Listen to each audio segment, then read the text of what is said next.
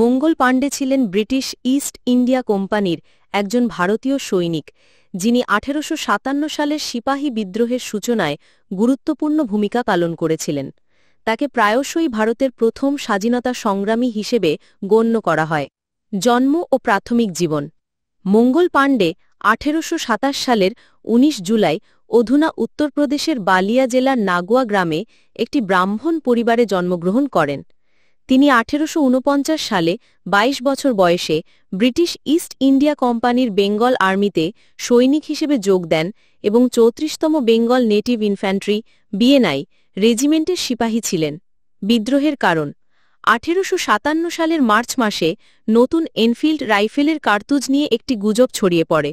গুজব ছিল এই কার্তুজগুলো গরু ও শূকরের চর্বি দিয়ে গ্রিজ করা হয়েছিল, যা হিন্দু ও মুসলিম উভয় সৈনিকেরই ধর্মীয় অনুভূতিতে আঘাত এনেছিল।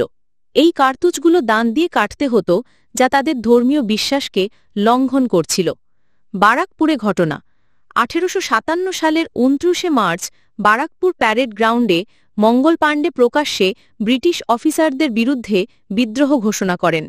তিনি তার সহকর্মীদের ব্রিটিশদের বিরুদ্ধে বিদ্রোহ করার জন্য উস্কে দেন। তিনি লেফটেন্যান্ট বককে গুলি করেন, যদিও তিনি গুরুতর আহত হননি, তবে তার ঘোড়া আহত হয়। এরপর তিনি সার্জেন্ট মেজর হিউসনকেও আক্রমণ করেন। যখন অন্যান্য সিপাহীরা তাকে সমর্থন করতে দ্বিধা করছিল, তখন তিনি আত্মহত্যার চেষ্টা করেন, কিন্তু ব্যর্থ হন এবং তাকে গ্রেফতার করা হয়। বিচার ও ফাঁসি: মঙ্গল পাণ্ডের বিচার হয় এবং তাকে বিদ্রোহের জন্য দোষী সাব্যস্ত করা হয়। 1857 সালের 8ই এপ্রিল তাকে বারাকপুরে ফাঁসি দেওয়া হয়।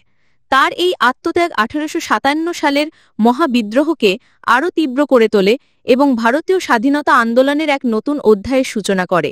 স্মরণ: মঙ্গল পাণ্ডে ভারতের একজন জাতীয় বীর হিসেবে পরিচিত। 1984 সালে ভারত সরকার তার স্মরণে একটি ডাকটিকিট প্রকাশ করে।